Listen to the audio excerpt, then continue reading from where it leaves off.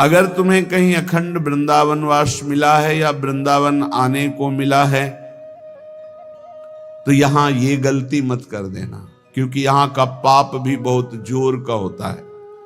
जैसे यहां 1 रुपया दान करे तो लाखों रुपया के दान के बराबर उसे फल मिलता है। 1 रोटी किसी को पवावे तो लाखों को पवाने का फल, ये धाम है। ऐसे ही यहां छोटा पाप भी पहाड़ जैसा दंड देता है। ये बहुत ध्यान से सुनना, ये बहुत उपजाऊ सिद्ध भूमि है। अगर यहां किसी दूसरे की माता बहन के साथ कोई पाप कर्म की बात सोचेंगे भी तो तुम्हारे सारे पुण्य नष्ट हो जाएंगे।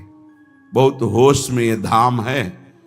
इसीलिए बड़े बड़े महापुरुषों ने प्राय अपने जनों को कहा है कि 1-2 दिन जाओ, चुपचाप दर्शन करो, आंख मूंद के वापस लौट आओ, कोई पाप न बनने पावे। अगर यहां वृंदावन में आप आए हैं 2-3 दिन के लिए तो थोड़ा संयम से रहिए। ये कोई आपके पिकनिक मनाने का स्थान नहीं। यहां सुकृत कमाने आया जाता है, पुण्य कमाने आया जाता है, धर्म कमाने आया जाता है। भगवान का त्रिगुणातीत नाम जप करके कृपा प्रसाद पाने आया जाता है। तो यहां बहुत दैन्य रहो, निष्पाप रहो, जितने दिन रहो बहुत सावधान रहो। श्रीपाद कह रहे परदार वित्त परिहरेशु, दूसरे की स्त्रियों की तरफ या माताओं बहनों की तरफ दृष्टि उठाकर मत देखो काम भाव से, पतित हो जाओगे। तुम्हें क्या पता कौन कहां किस धरा की है। तुम्हें स्त्री दिखाई दे रही है तुम्हें, लेकिन तुम्हें पता नहीं श्री जी की किस भाव दशा में वो है, और उसके प्रति तुमने काम भाव कर लिया तो तुम्हारी दुर्दशा हो जाएगी। खिलवाड़ मत समझना। यहां खिलवाड़ मत समझना कि वो खड़े हैं, हम उधर दृष्टि डाल रहे हैं, उनको देखकर मुस्कुरा रहे हैं, चेष्टाएं कर रहे हैं। वृंदा सखी का शासन है, न देखने लायक रह जाओगे न मुस्कुराने लायक रह जाओगे। बहुत होश में। ये सत्संग इसीलिए कड़वा थोड़ा लगेगा क्योंकि ये आपको बहुत अमृतमय परम पद में पहुंचाने के लिए ही हो रहा है। आप यहां खड़े हैं पंक्ति में, सामने माताएं बहनें खड़ी हैं, आप बार बार दृष्टि मिला रहे हैं, बार बार मुस्कुरा रहे हैं, बार बार, उनको कोई फर्क नहीं पड़ना। तुम जैसे मरण धर्मा की मुस्कुराहट का त्याग तो उन्होंने पहले ही कर दिया है। वो प्रिया प्रीतम की मुस्कुराहट में फंसे हुए चित्त वाले हैं, तुम्हारी मुस्कुराहट क्या वहां फर्क पड़ेगी, लेकिन तुम्हें फर्क पड़ जाएगा क्योंकि तुम धाम आए हो। धामवासी जो प्रिया प्रीतम के उपासी हैं, उनके प्रति तुम्हारी जो काम दृष्टि जा रही है तुम्हारा सर्वनाश करने के लिए पर्याप्त है। इसलिए वृंदावन अगर आए हो 1-2 दिन के लिए, 3 दिन के लिए, तो आंखें संभाल के, मन को संभाल के, वाणी को संभाल के, श्रवणेंद्री को संभाल के, तो यहां से माला माल होकर जाओगे। थोड़ा सा पुण्य, थोड़ा सा दान, थोड़ा सा सेवा, थोड़ी सी भगवत भजन की वृत्ति, ये आपके कल्याण के लिए पर्याप्त हो जाएगी। पर यहां होश में, ये कोई शहर नहीं है, ये वृंदावन धाम है, प्रिया प्रीतम का निज महल। जैसे किसी मंदिर में जाकर गलत काम करने की तुम्हारी हिम्मत नहीं होगी, तो मंदिर में तो भाव से भगवान की स्थापना होती, यहां तो भगवान अवतार लेकर सब लीलाएं की है, कर रहे हैं और लीलाएं होती रहेंगी। ये दिव्य धाम है चिदानंद। 84 कोस ब्रज भूमि, कोई कण ऐसा नहीं जहां हमारे प्रिया प्रीतम ने लीला ना की हो, जहां हमारे लालजू लाडली जो खेले ना हो। इसलिए यहां बहुत होश में। और जो धाम वास करते हैं उनको ये सहनशीलता रखनी है कि तुम्हारे साथ कोई भी बर्ताव हो, तुम धाम मत छोड़ना। महत पापों का नाश हो जाएगा तुम्हारे। वो पदवी मिलेगी जो योगींद्रों मुनिंद्रों के द्वारा वंदित है। संभाव्योपि बिरंच नारद शिव स्वयं भुवाद्यैर्न यह, जिसकी संभावना भी नहीं इन बड़े महापुरुषों को वो पदवी प्राप्त होगी। राधा सहचरी पदवी, प्रिया सहचरी पदवी प्राप्त कराता है वृंदावन धाम। इसलिए आपको बहुत सहनशील होना पड़ेगा। श्रीपाद कह रहे यदि कोई तुम्हारे साथ ऐसा व्यवहार करता है तो सत्योपदेशे, मैं तुम्हें सत्य उपदेश कर रहा हूं, तुम उसके प्रति गलत व्यवहार मत करना। हे वृंदावनवासी, यदि तुम्हारे प्रति कोई गलत व्यवहार कर रहा है तो तुम उसके प्रति गलत व्यवहार ना करना, तो उसका किया हुआ गलत व्यवहार उसके लिए साप से भी अधिक होगा और तुम्हारे लिए वरदान बन जाएगा, क्योंकि तुम्हारे पापों का नाश करके भगवत प्राप्ति में सहायक होगा। इसलिए महाप्रहारिषु, थप्पड़ दो थप्पड़ नहीं, कोई दो चार लाठी भी मार दे, प्रहार भी कर दे, तो मुझे चुपचाप सह लेना। ये बड़े महापुरुषों ने सहा है। पंडित रामकृष्ण बाबा की सीधी खोपड़ी में लाठी मारी, खून खून ऐसे रक्त रंजित हो गए, कुछ नहीं बोले।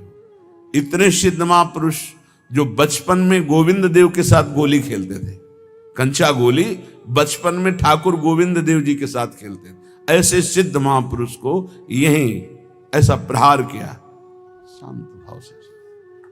एक बड़े महापुरुष बता रहे थे कि प्रातःकालीन यमुना जी की पावन अवगाहन आचमन करके समीप बैठे हुए थे। इतने में 4 लोग आए, बोले पैसा दे बाबा। कहा मेरे पास तो है नहीं, क्योंकि ऐसा अकिंचन स्वरूप है।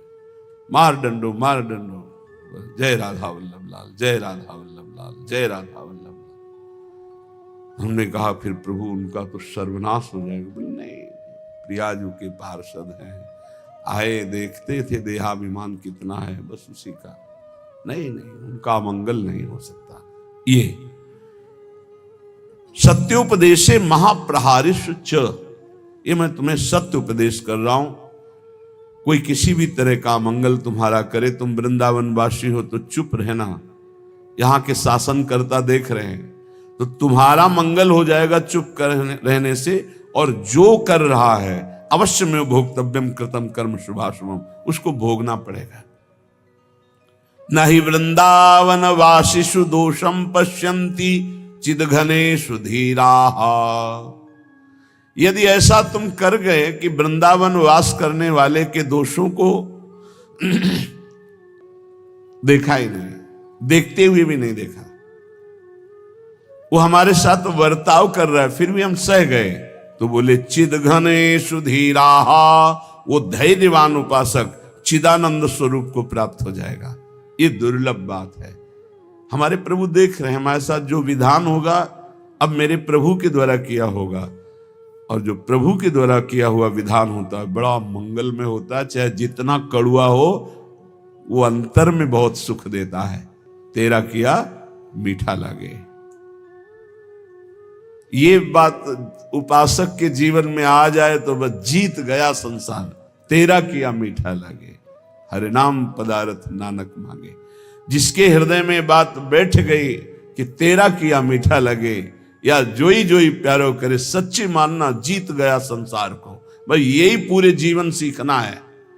साधना इसी बात की पूरे जीवन है कि ये हमारे हृदय से आ जाए, मेरी हस्ती मिट जाए, मेरा आपा नष्ट हो जाए, मेरा महत्व नष्ट हो जाए, और ये बात जोई जोई प्यारो करे सोई मोई भावे, तेरा किया मीठा लागे।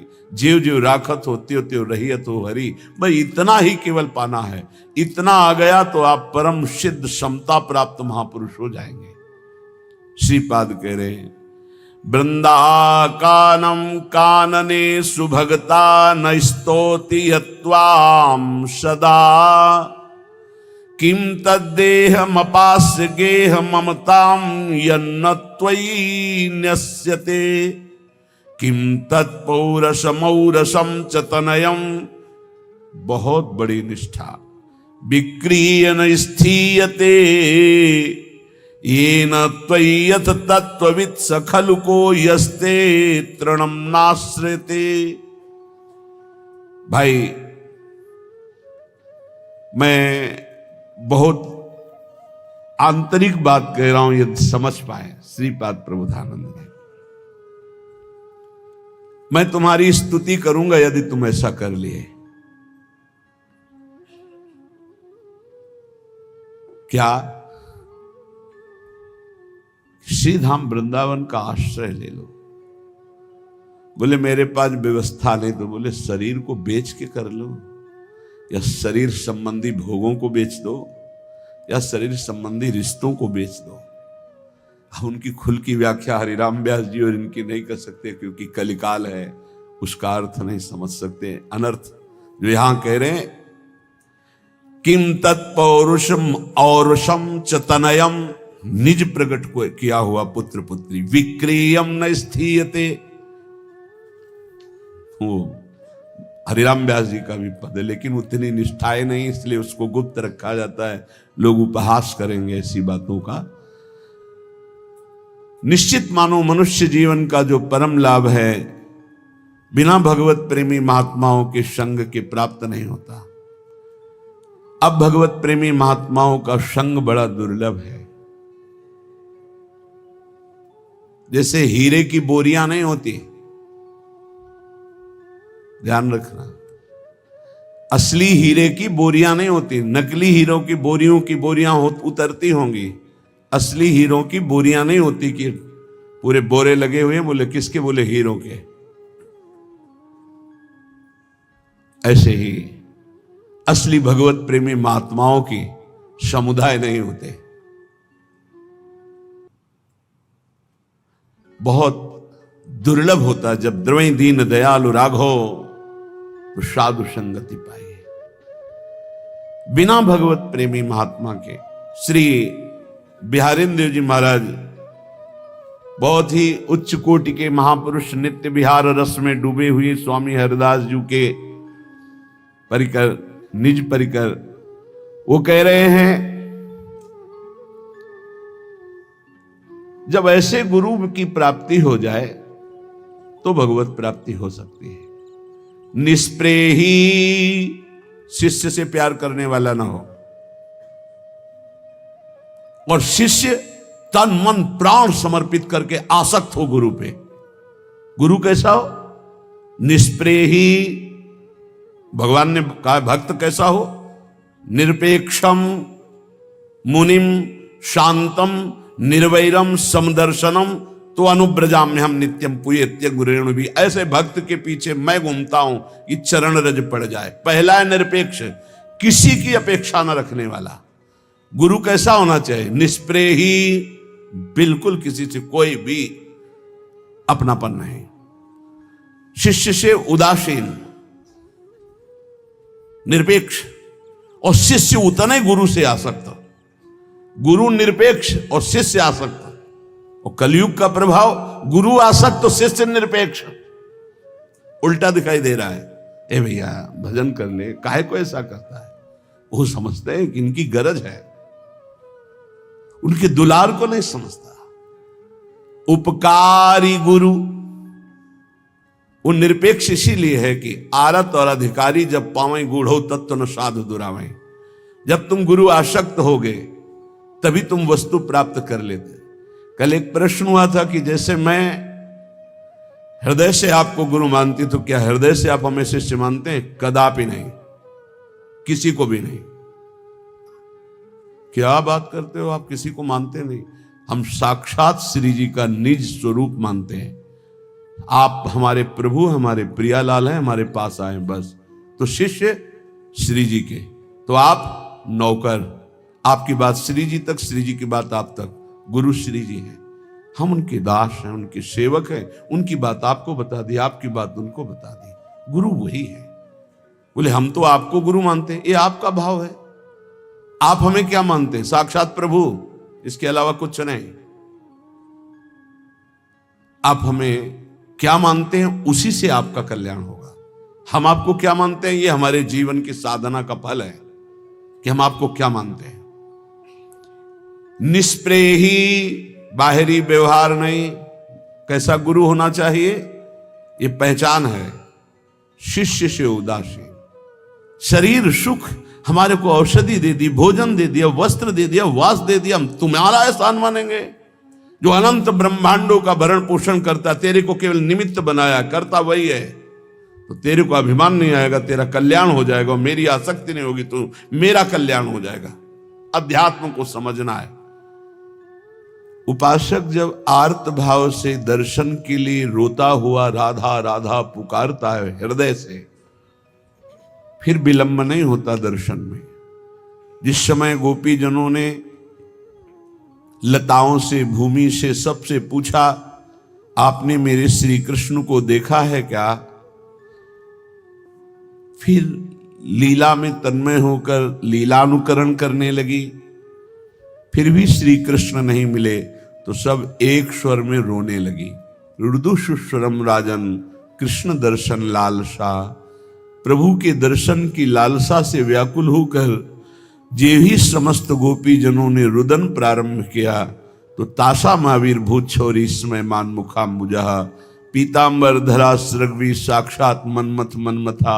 साक्षात कामदेव के मन को भी मंथन करके अधीन करने वाले प्रभु श्री कृष्ण पीतांबर धारण किए हुए अनंत लावण्य शोभा से युक्त उन्हीं के बीच में प्रकाशित हो गए।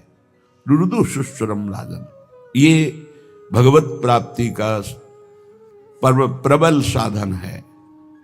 ये सब साधन करते हुए जब ये प्रकट होता है तो समझ ले अब दर्शन नजदीक है। बिन रोए किन पाइया प्रेम प्यारा मीत।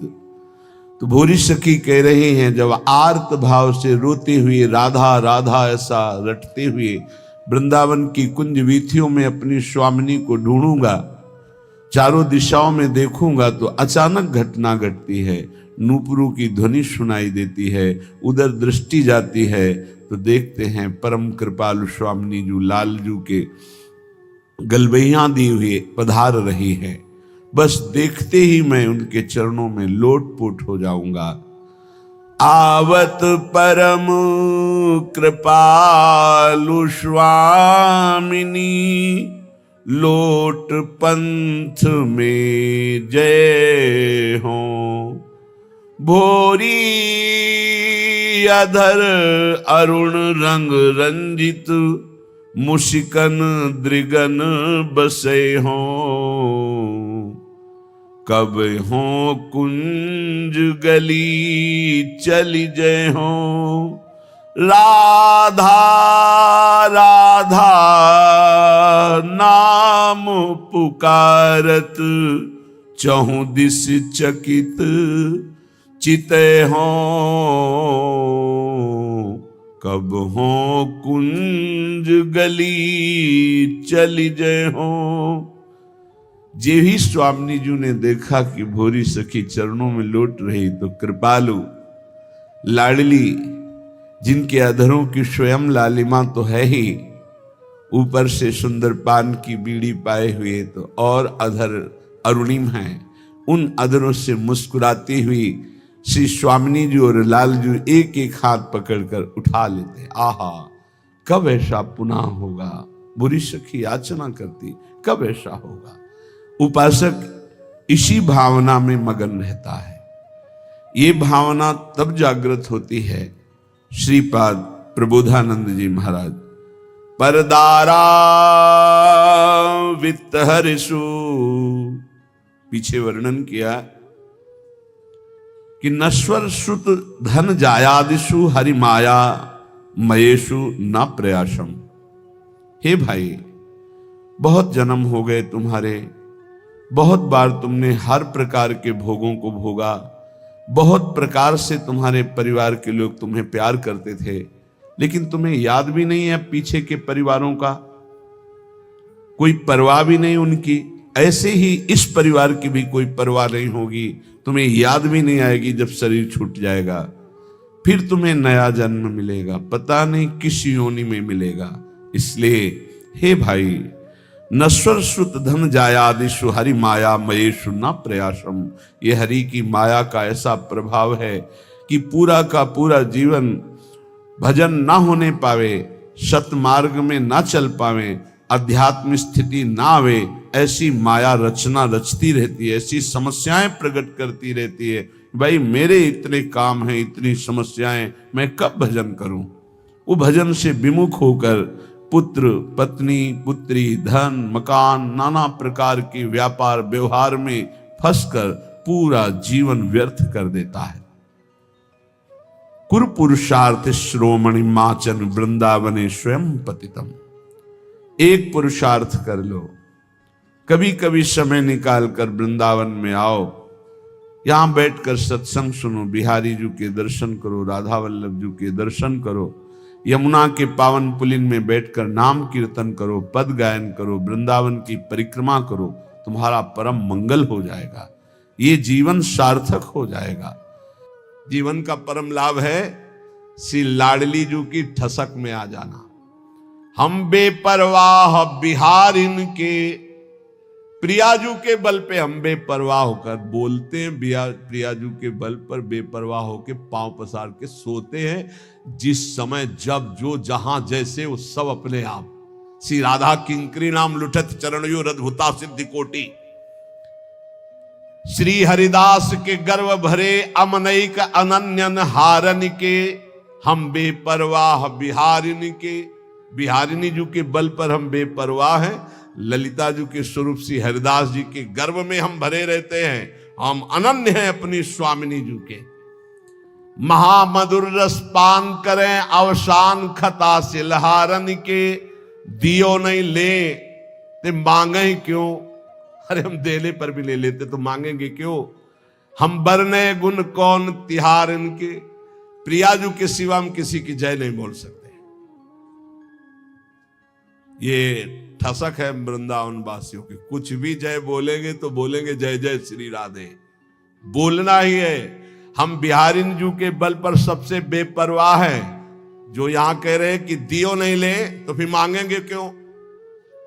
तो श्री सेवक जी महाराज कह रहे हैं भुगतें और देह और न जाचहें, पोषण भरन न चिंत कराएं, श्री हरिवंश विभव बिलसाएं श्री वृंदावन की। यदि आप अपने इष्ट के अनन्य धर्म में स्थित हो जाओ तो आपको खुद इतना मिलेगा कि दूसरों को दोगे, मांगने की जरूरत नहीं पड़ेगी, और भुगते खूब आनंद पूर्वक जीवन कटेगा।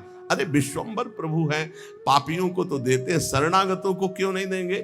और ना दे तो क्या लेने के लिए हम भगवत मार्ग में आए, हम उनको प्राप्त करने के लिए आए हैं। किए रायण बिहारी सो, अरे हम प्रियाजू के बल पर बिहारी जी को भी, हम श्यामाजू के बल अभिमानी टेढ़े रहे मोहन रसिया सो, तो बोले किए रायण बिहारी सो हूं। हम बेपरवाह बिहारिन के, हम बिहारिनी जू के बल पर बेपरवाह है। सब ठाकुर को ठाकुर हरिता, ठाकुर को ठाकुर ठकुराइन श्यामाजू। ये हमारा वृंदावन वासियों का बल। साब जितने ईश्वर कोटि के हैं, साब के मूल अंशी श्री प्रभु बिहारी जू। और बोले बिहारी जू के ठाकुर, ठाकुर कौन है?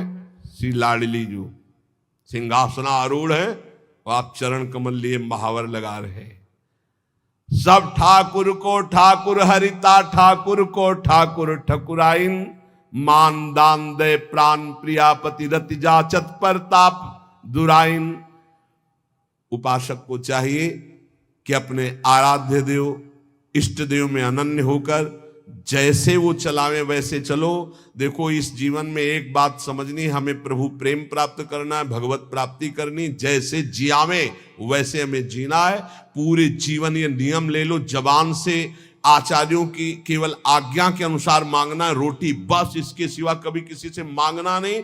अधिक अर्थ की आशा नहीं रखनी। जो चल रहा ना चले, आग लगे। हमारा अंदर नाम चलना चाहिए, हमारा प्रिया प्रीतम का चिंतन चलना चाहिए। ये व्यवहार समझ रहे हो, केवल भगवत प्राप्ति के लिए है। जो व्यवहार भगवत प्राप्ति से विमुख होकर प्रपंच की वृद्धि करने वाला बन जाए, आग लगे ऐसे व्यवहार में और आग लगे ऐसे संसार में। अगर भगवत प्राप्ति न हो तो जीवन किस काम का, बस इतनी बात समझ लो हमारी।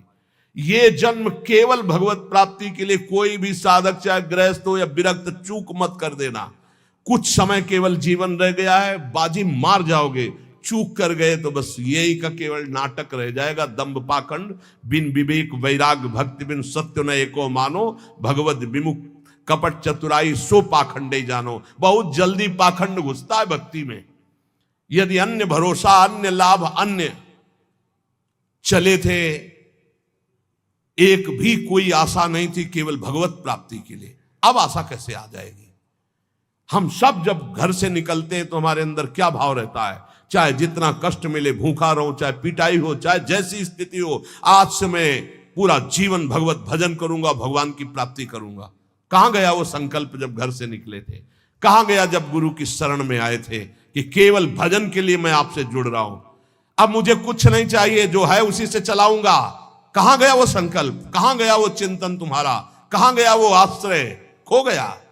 आ गया रुपया दिमाग में, मारा ना जूता रुपये ने, सब दिमाग के इसको ढीले हो गए, फिर उसी में फंस गए। रुपया रुपया रुपया, ये रुपया का जो जूता है ना सबके लग रहा है। सिर पद त्राण बजे, शास्त्र सम्मत सिर पद त्राण जूता को कहते, सिर पद त्राण बजे।